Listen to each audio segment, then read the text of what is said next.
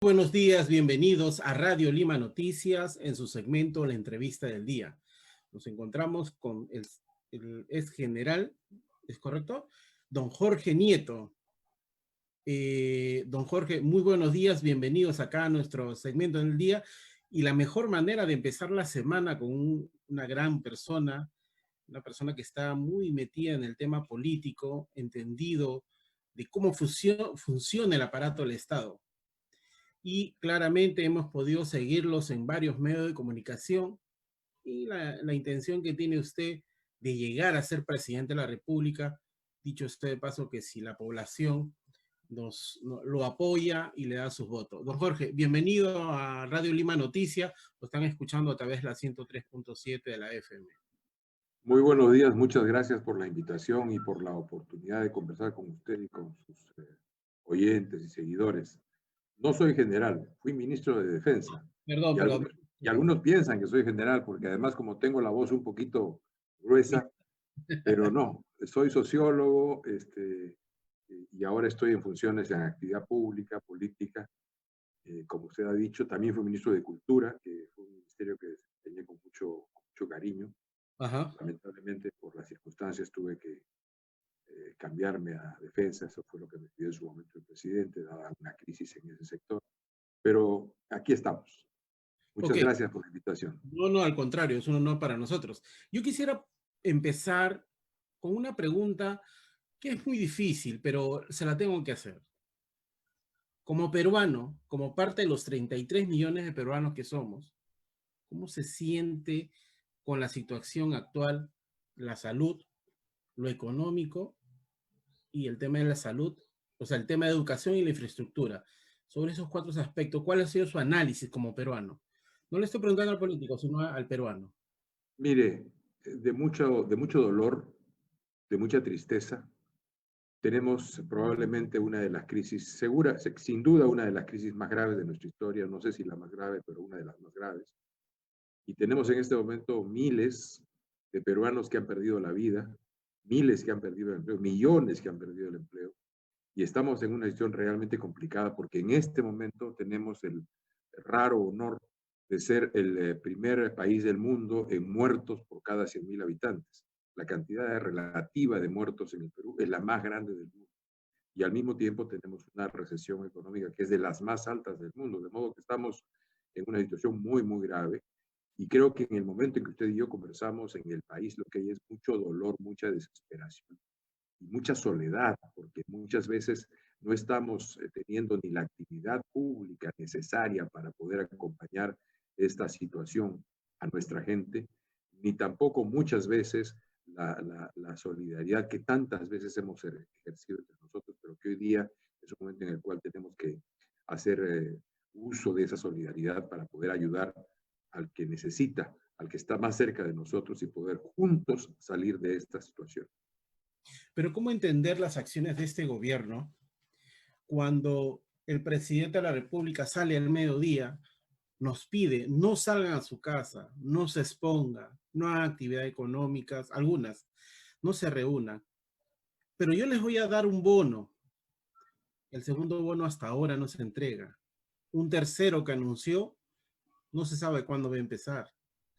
3.8 de la población, 3.8% de la población ha perdido su trabajo. 23% de las empresas pymes tuvieron que cerrar. El famoso Reactiva Perú 1, 2, el FAEMIPE, solo llegaron a un sector privilegiado de las empresas. Y ni siquiera para evitar, como lo decía la norma, evitar despedir trabajadores, sino que no se sabe a dónde se fue ese dinero. Caso muy concreto, el tema de Soyuz. Y este gobierno, esos esfuerzos que haces, finalmente, a ese señor que vive en la punta del cerro, que no tiene agua, pero se le pide que se laven frecuentemente las manos para evitar el contagio. Que no salga a vender algo a la calle porque se puede contagiar, pero no tiene cómo llevar el alimento para sus hijos. ¿Cuál es su reflexión ante eso, don Jorge? Desde el primer día yo señalé algunas cosas, algunas las dije en privado, pero señalé que era importante que el gobierno en ese momento, al comienzo de la pandemia, activara el Comando de Operaciones de Emergencia Nacional, el COEN.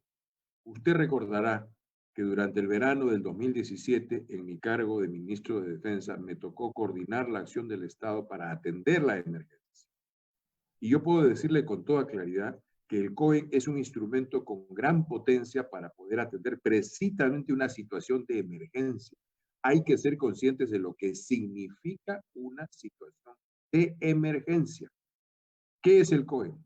El COEN no es nada más ni nada menos que el gobierno nacional en pleno, convertido en comando de operaciones de emergencia, con un soporte principal, que es el Comando Conjunto de las Fuerzas Armadas, que es la estructura sobre la cual se van sumando el conjunto de capacidades del Estado, el Ministerio de Vivienda, el del Interior, el de Transporte, el de Salud, el de Cultura, todos los ministerios del Estado, y adicionalmente tiene las capacidades para convocar la movilización de toda la sociedad, la empresa privada, las universidades, y por supuesto están ahí todos los organismos técnicos competentes para analizar el fenómeno del cual se trata. Creo que aquí ha habido un error. Eso incluso está estipulado en la ley. La Ley de Gestión de Riesgos y Desastres establece con claridad cuáles son las líneas de mando y cuál es la ventaja del COEN, que automáticamente, una vez que se constituye, automáticamente se constituyen sus equivalentes a nivel regional y a nivel municipal. De modo que usted tiene rápidamente una estructura que le permite analizar la situación y reaccionar frente a ella. Primera cuestión. Segunda cuestión. Advertí también en su momento, no después de la batalla, en su momento, advertí que la cuarentena, el aislamiento que produce la cuarentena, era solo una pinza de una llave mayor. Era una pinza que permitía que el virus se moviera más lentamente, porque el virus se mueve conforme nos movemos nosotros, los seres humanos. En la medida en que estuviéramos confinados, el virus se movía más lentamente. Esa era una pinza. Pero faltaba la otra pinza, que aún hoy día no la hemos hecho, que era el seguimiento y el aislamiento del virus. De modo que podamos aislar a la gente que estaba contagiada, poder separarla del conjunto y poder poco a poco ir aislando el virus para poder dominarlo y someterlo. Eso es lo que han hecho los países que han tenido éxito en esta situación. Algunos, como Corea, lo han hecho con alta tecnología, una infraestructura tecnológica tan grande, tan moderna, que les ha permitido seguir paso a paso el virus en cada una de las personas, porque tienen un nivel de conectividad mucho mayor que el nuestro. Otros, como Vietnam, con un nivel de desarrollo y de atraso parecido y muchas veces mayor que el nuestro, lo han hecho en base a la disciplina social. Es una sociedad que lleva años organizada y disciplinada, y en base a esto han hecho justamente lo que Corea ha hecho con gran tecnología. Lo de Vietnam es aleccionador, porque usted sabe que son 94 millones de habitantes, 1.444 kilómetros de frontera con China y migración estacional a Wuhan, que es donde empezó esta pandemia. Esta segunda llave no la hemos hecho ni al comienzo, ni a la mitad, ni ahora. Y es fundamental, porque si no hacemos ese trabajo que los especialistas amantes del inglés le dicen contact tracing, pero que es simplemente el seguimiento del virus. Usted tiene el virus, voy con usted y le pregunto con quiénes se reunió. 12 personas, voy sobre estas 12 personas, aplico pruebas para saber cuáles de esas 12 tienen el virus, aíslo a esas 2 que encuentro, pregunto cuáles han sido sus contactos, voy sobre las siguientes. Un trabajo de inteligencia sanitaria, que tiene que ser seguido ¿con qué? Con un trabajo de comando sanitario, es decir, la salud sale del hospital, sale de la posta médica y va a la casa, para ver cómo se apoya a la población para organizarse frente al virus si es que hay un contagiado, cómo se le aísla, cómo se le trata, de qué manera se medica, etc. Aquí en el Perú eso lo hemos hecho.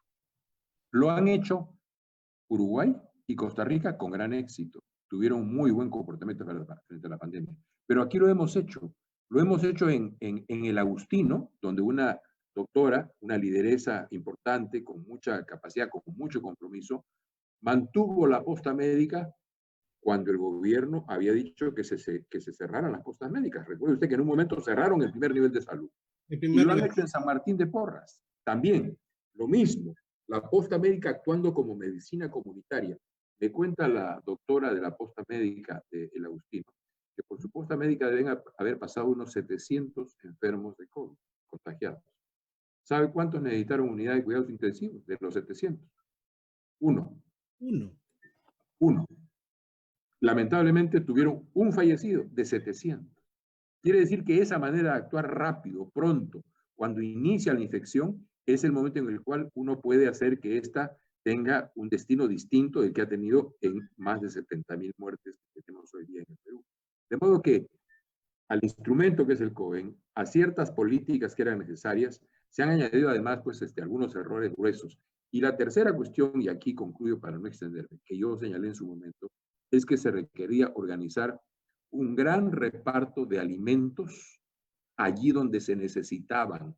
Sabemos, no hay que ser sociólogo, no hay que tener una gran investigación para saber que tenemos zonas del país, en la capital y en todo el país, de pobreza, y que el colchón de ahorro es muy precario, que pronto iban a necesitar ayuda concreta para poder llevar la cuarentena bien. Nuestras Fuerzas Armadas, todas las iglesias, las organizaciones sociales de los comederos populares, empresas privadas dedicadas al rubro de la alimentación como restaurantes y otros que estaban con sus capacidades sin poder ejercerlas, y programas del Estado que se dedican al reparto de alimentos, hay varios que lo hacen, todo esto se podía haber conformado de emergencia como un gran sistema de reparto de alimentos ahí donde se necesita. Y hubiéramos podido responder antes y después de que aparecieran en algunas zonas del país las banderas blancas en las partes altas de las casas para avisar que había hambre. Entonces, yo creo que hay aquí una cuestión que tiene que ver con la manera en la que se enfrentó desde el comienzo la pandemia y que nos ha llevado a la situación que nos ha llevado. Uno puede pensar políticamente como quiera. El hecho es que tenemos la mayor cantidad de muertos por cada 100,000 habitantes en el mundo y que estamos en una recesión muy grande. La tasa de letalidad en el Perú es 4.7. Es la más alta en el mundo. Es la más alta. Y nos pone en el primer lugar, usted lo ha mencionado. Pero es claro y conocido para todos nosotros los periodistas que el señor Vizcarra no sabe escuchar, no le gusta escuchar ni recibir sugerencias. Tanto así que en una de sus presentaciones dijo que todos quieren ser generales y todos quieren ser almirantes. Pero en el Perú hay gente muy capaz que podría haber hecho de otra manera las cosas, sin dudar que ese tema de la pandemia a nadie, a ningún país en el mundo se lo preparó ni se anticipó. Era una cosa desprevenida en algunas cosas, pero lo que sí es importante es que teníamos una infraestructura para poder, y como usted claramente lo ha mencionado, que se pudo haber hecho las cosas de otra manera. Ahora, en el sector económico, el Perú ha sufrido un golpe muy, muy fuerte. ¿Cómo entender la pérdida de tantos millones de peruanos que han perdido su trabajo? Mire, yo quisiera cerrar la parte anterior con una observación. Quien asume la autoridad pública, quien gobierna en el nivel en que sea, tiene que tener una actitud de mucha humildad, porque uno tiene que ser consciente que no lo sabe todo y que siempre hay gente que sabe más que uno en este o en otro tema o en todos los temas. ¿Qué es lo que hace el liderazgo? Lo que el liderazgo tiene que hacer es convocar, unir, marcarle el rumbo y hacer que todos los que tengan capacidades y saberes los usen y los ejecuten en favor del conjunto. Le menciono un tema que no está después de la batalla, sino antes de la batalla. Vamos a tener quizás en el primer semestre del próximo año la vacuna. No sé si una o varias vacunas. Estamos hablando de una campaña de por lo menos 20 millones de vacunaciones, si no más, en el Perú. Yo pregunto, ¿tenemos las jeringas necesarias para hacer esa campaña de vacunación hoy día? ¿Tenemos las agujas necesarias para hacer esa campaña de vacunación hoy día? ¿Tenemos los almacenes con los requerimientos de refrigeración necesarios para poder almacenar y guardar las vacunas que van a ser parte de la campaña que seguramente haremos en algún momento del año venidero? Esto no ha ocurrido. Esto va a ocurrir. Pero este es el momento en el cual hay que resolverlo. Porque si no, si mañana llegaran a las costas del Perú, digámoslo hipotéticamente, en un gran barco chino, 20 millones de vacunas, ¿dónde las colocamos? ¿Dónde las guardamos? ¿Qué Pero hay, sistema de distribución hemos ideado? Este es el momento de planteárselo. Yo invito a que las autoridades, espero que estén en este tema, tienen que tener esto ya trabajando para que tengan la previsión suficiente y que en el momento en que esto ocurra, podamos ejecutarlo con presteza, con rapidez, que es lo que se necesita. ahora, don Jorge, vamos a entrar a otro aspecto de esta entrevista. ¿Cuál es la propuesta que usted tendría? Porque mire, el próximo año tenemos un nuevo gobierno. Este gobierno prácticamente ya está de salida. Le queda 7, 8 meses, más o menos. Y el próximo gobierno tiene un desafío enorme, porque tiene que recuperar la economía peruana, seguir luchando contra la pandemia, porque el hecho que aparezca la vacuna no significa que la pandemia terminó, porque es una brecha larga que se tiene que seguir medrando.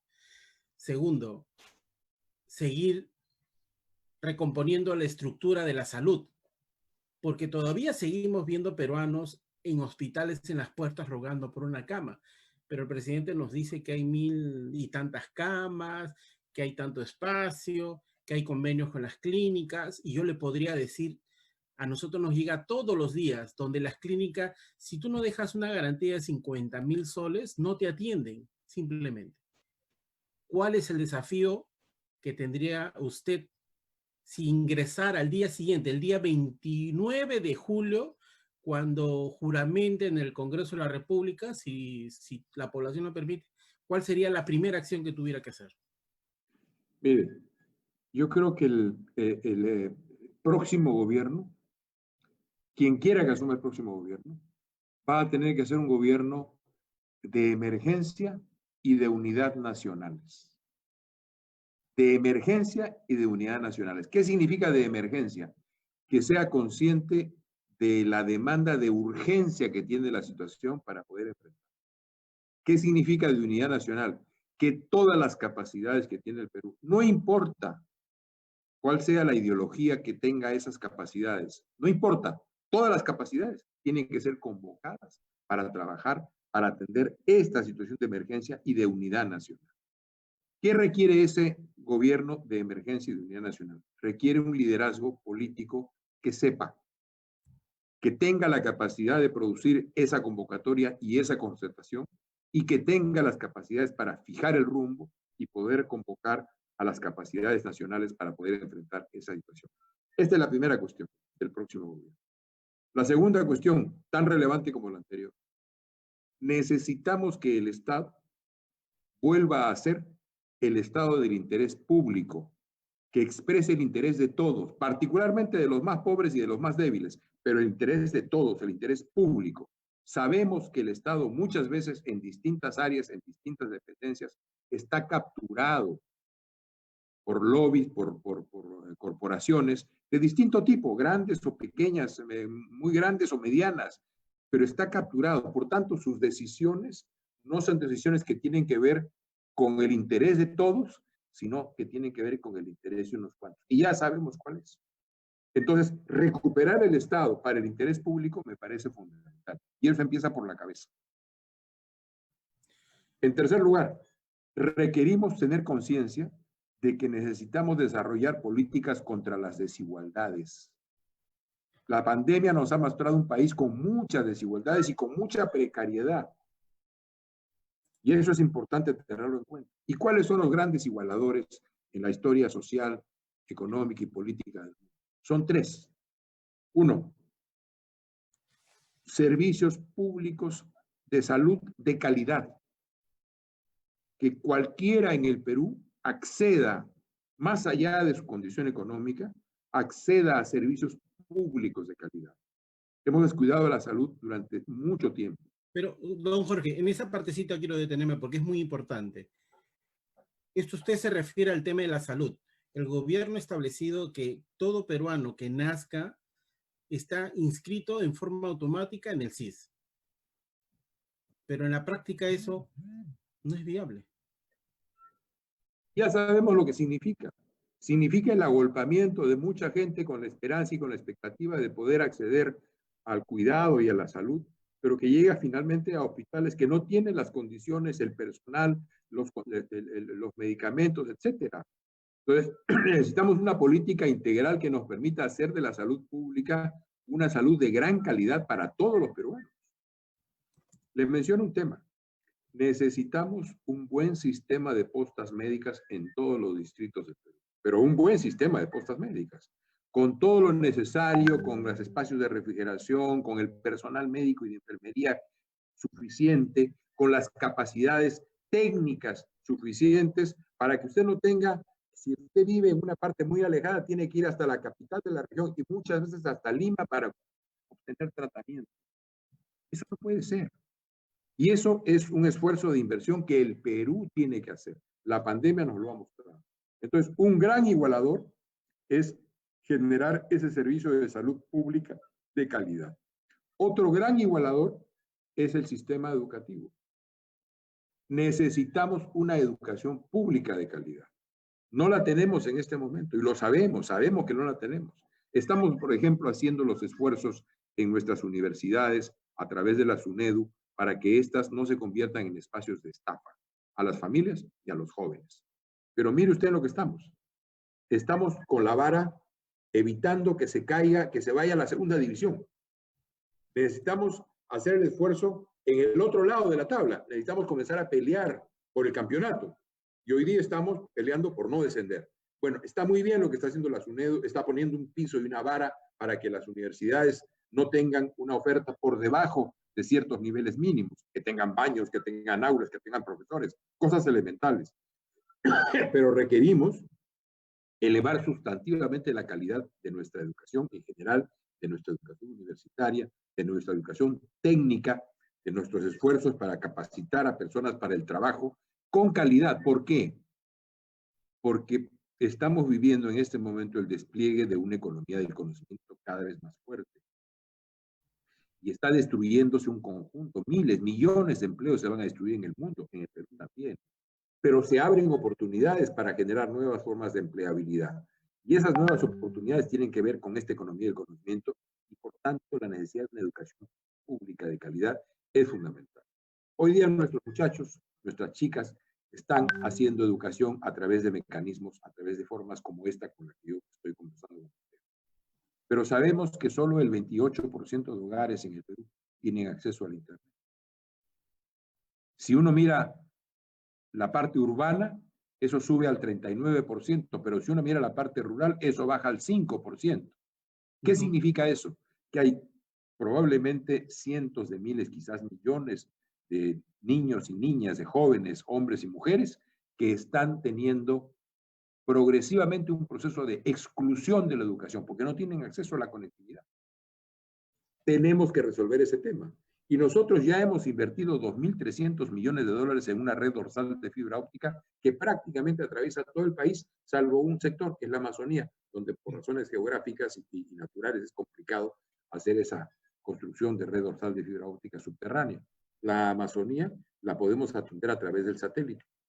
Tenemos nosotros un convenio vía el Pacto Andino que nos permitiría cubrir de conectividad de gran calidad toda la Amazonía y al mismo tiempo usar esa red dorsal de fibra óptica para todo el resto del país que nos permitiría tener una señal de Internet de alta calidad. Pero no lo estamos haciendo. Eso es parte de las desigualdades que tenemos. Y por tanto la educación se convierte en un elemento central. Y la tercera cuestión, el tercer gran igualador, es una seguridad pública de calidad. Usted vaya a nuestras comisarías, algunas no, pero muchas pues están muy mal. Nuestra fuerza pública de seguridad está en pésimas condiciones y no tiene tampoco la conectividad que le permitiría tener mucha información y cumplir con mucha más calidad y con mucha más pertinencia su trabajo. Por supuesto, desarrollando adicionalmente un esfuerzo de capacitación de nuestra Policía Nacional, que hoy día está muy golpeada por la pandemia también.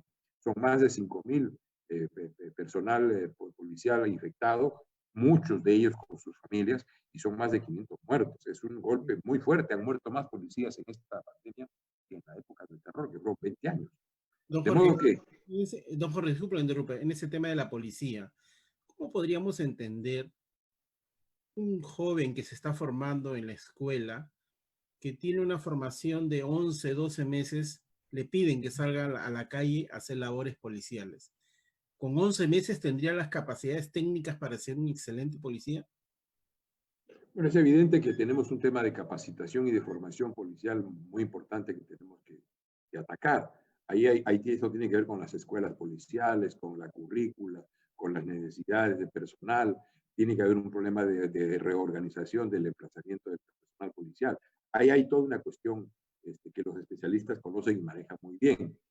Nosotros tenemos en el Partido del Buen Gobierno al general retirado de la Policía Nacional, Danilo Guevara, que conoce con mucho detalle el tema de la seguridad y que es el encargado de nuestro plan de gobierno en materia de seguridad pública.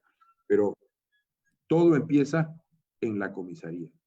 Una buena comisaría, una comisaría en la cual el ciudadano sienta que es parte, es una extensión de su vida, que puede ir con confianza a la comisaría, que va a ser bien tratado, que va a ser bien recibido, que su denuncia va a tener escucha y va a haber acción de respuesta a su denuncia.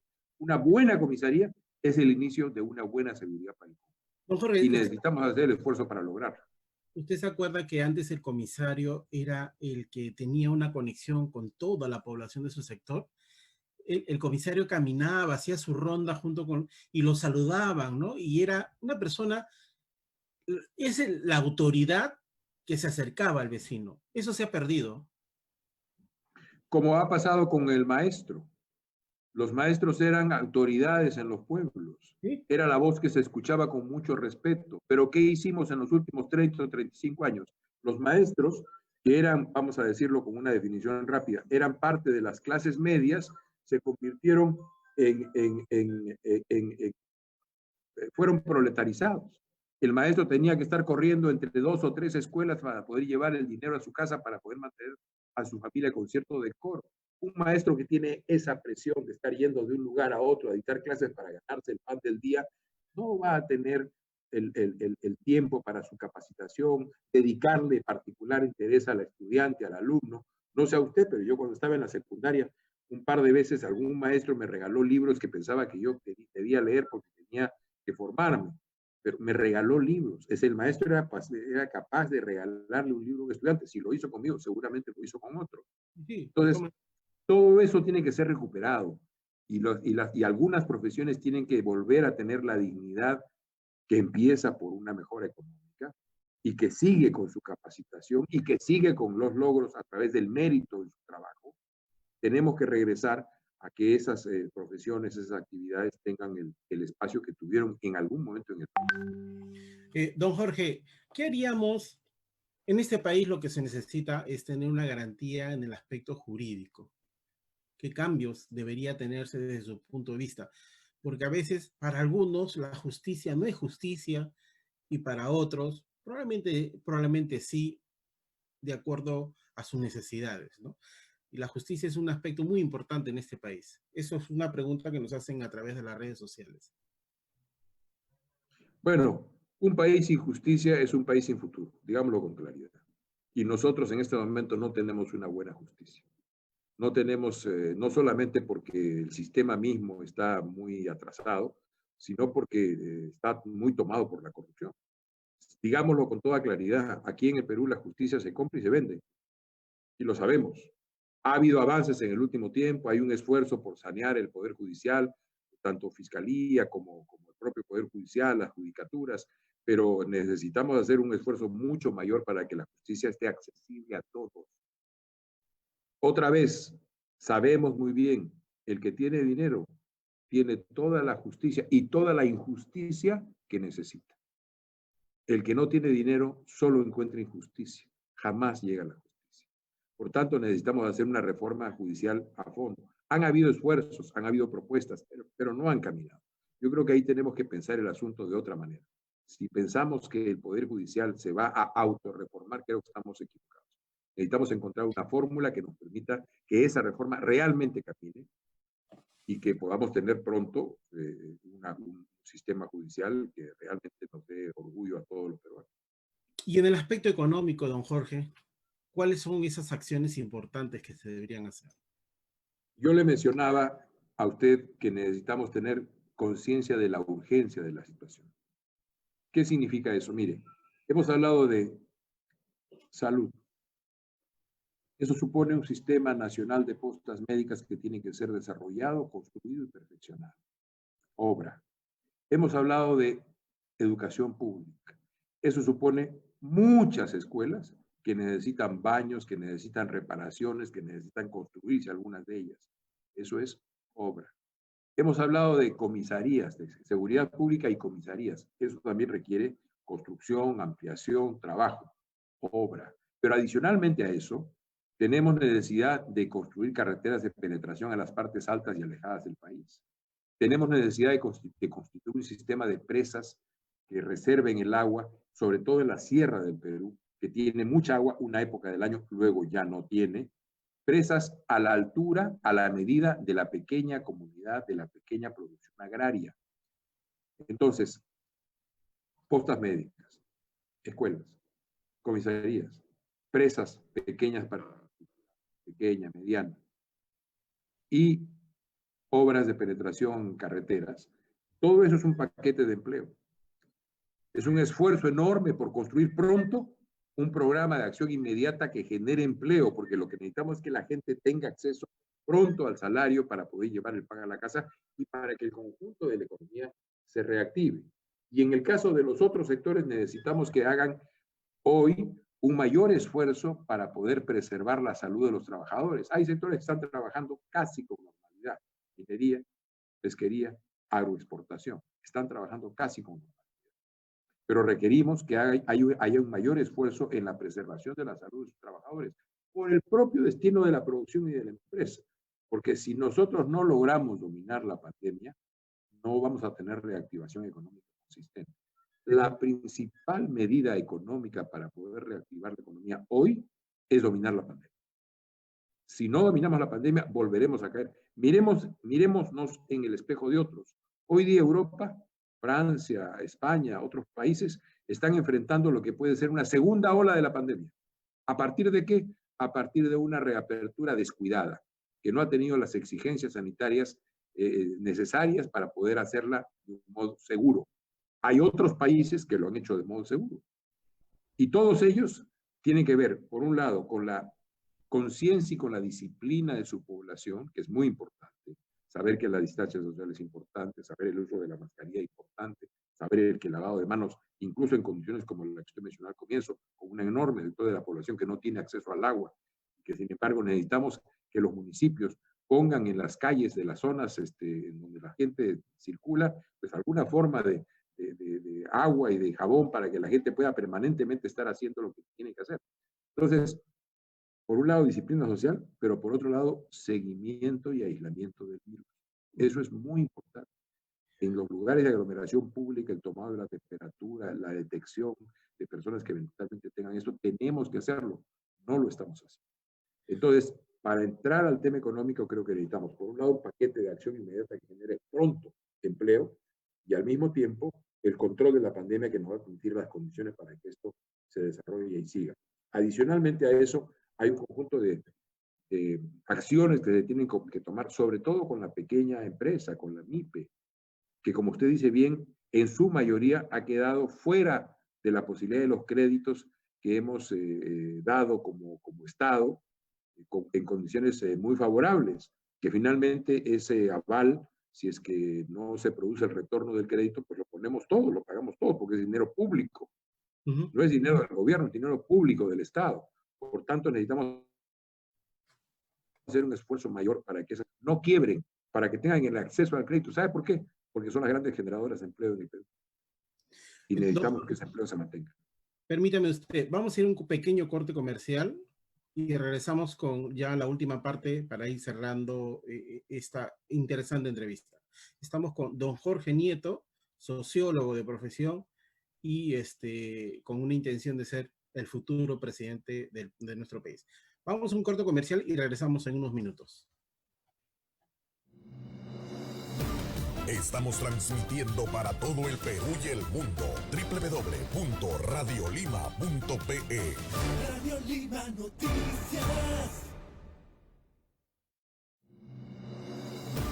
Estamos transmitiendo para todo el Perú y el mundo. www.radiolima.pe.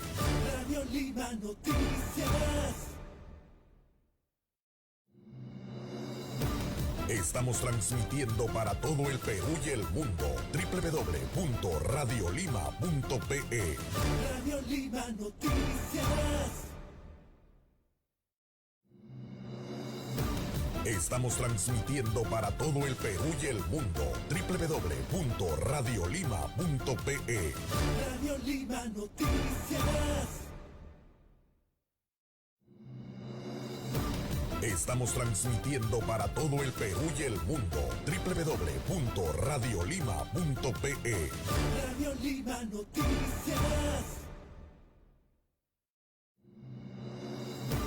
Estamos transmitiendo para todo el Perú y el mundo. www.radiolima.pe. Radio Lima Noticias. Estamos transmitiendo para todo el Perú y el mundo. www.radiolima.pe. Radio Lima Noticias. Estamos transmitiendo para todo el Perú y el mundo. www.radiolima.pe. Radio Lima Noticias. Estamos transmitiendo para todo el Perú y el mundo. www.radiolima.pe. Radio Lima Noticias. Estamos transmitiendo para todo el Perú y el mundo. www.radiolima.pe. Radio Lima Noticias. Estamos transmitiendo para todo el Perú y el mundo. www.radiolima.pe. Radio Lima Noticias. Ok, regresamos con la entrevista con el sociólogo Jorge Nieto. Estamos en vivo para Radio Lima Noticias y la 103.7 de la FM. Don Jorge, nos hacen una pregunta en las redes que se la voy a transmitir de tal manera. Si usted fuera candidato en este momento a la presidencia de la República, ¿por qué deberían votar por su plancha presidencial, por su propuesta de gobierno y por usted? Mire, yo siempre digo que los políticos son como los caballos. En las carreras de caballos, los caballos hacen lo que llaman los aficionados aprontes. Si el caballo corrió la distancia en 1 minuto 3 segundos, pues en el ensayo, el día de la carrera a lo mejor hará 1 minuto o quizás un segundo menos que 1 minuto, pero no hará más que eso. Pasa lo mismo con los políticos. Hay que ver qué cosas han hecho. A mí me tocó atender el fenómeno del niño costero. Fue la tarea que se me encargó en su momento por parte del presidente y del primer ministro, coordinar la acción del Estado para atender la tarea del niño costero. Yo puedo decir con toda claridad que atendimos la situación de emergencia rápido y bien. Y dimos una muestra de por qué y cómo el Estado puede y debe ponerse al servicio de la gente. Transportamos 6.000 toneladas métricas de ayuda humanitaria, 6 millones de kilos. No se perdió ni uno. Pusimos en ejercicio aviones, barcos, fragatas, camiones, todas las capacidades y buena parte del personal militar al servicio de la gente. Y lo vimos.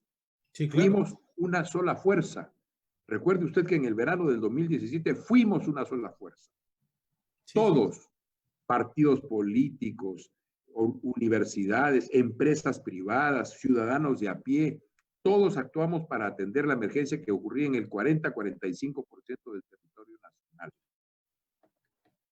A partir de esa experiencia, yo creo que podemos hacer las cosas en todo el gobierno mejor de lo que se ha hecho. Todo está en una cosa muy sencilla: poner el Estado al servicio de la gente. que la autoridad sepa que sirve a la gente. Ese es su trabajo, servir a la gente. Tomar decisiones para servir a la gente, particularmente la más necesitada, que es la que más necesita del apoyo del Estado. Y desde esa perspectiva, creo que podemos hacer lo que me parece que es factible y viable. El Perú tiene todas las condiciones para convertirse en los próximos 20, 25 años en un país desarrollado. No digo un país en vías de desarrollo, digo un país desarrollado. Tenemos todas las condiciones.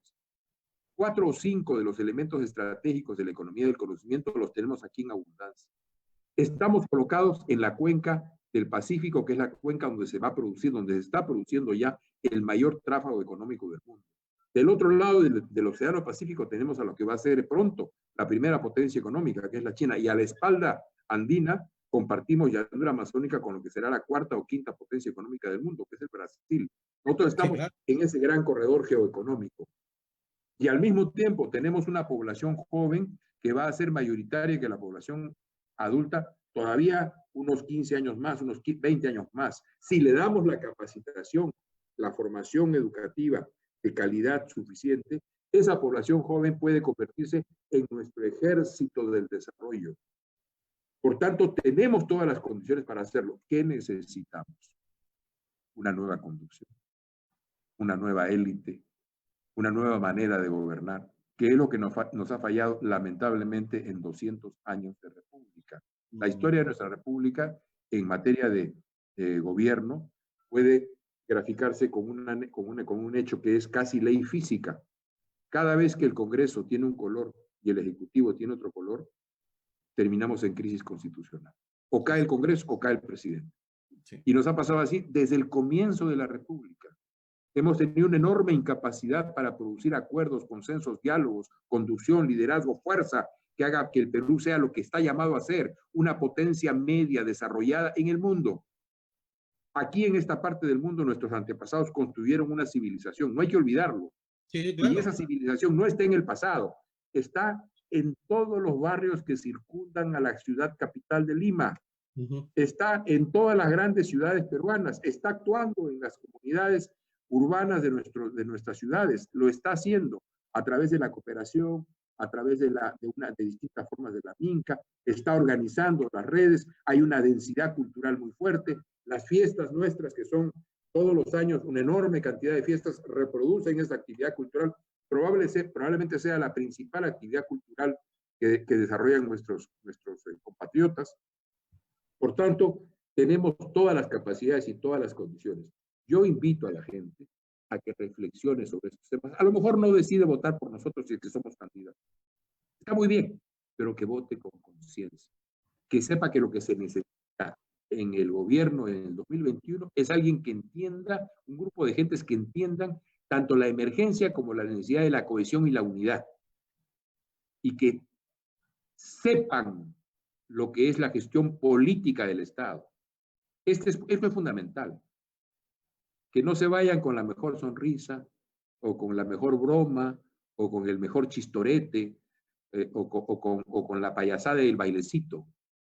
Si queremos que las cosas cambien, tenemos que cambiar nosotros nuestra forma de relacionarnos con nuestro voto y con nuestra decisión. Le vuelvo a decir, a lo mejor no votan por nosotros, pero que voten a conciencia. Una de las principales cosas que el gobierno ha padecido y no ha sido capaz de luchar es con la corrupción interna que está en el Estado. Usted lo ha mencionado. Hemos tenido situaciones muy complejas. Por ejemplo, el día de ayer, en un medio de comunicación dominical, se descubre que el hermano del presidente de la República actual no sé si la palabra correcta ha favorecido, pero muchos de sus allegados han logrado contratos con el Estado. Muchas veces al ministro, al viceministro, los sacan por actos de corrupción, pero no se ve los otros funcionarios, el F3, el F4, que están por años instalados en los ministerios y que son el motor de la corrupción.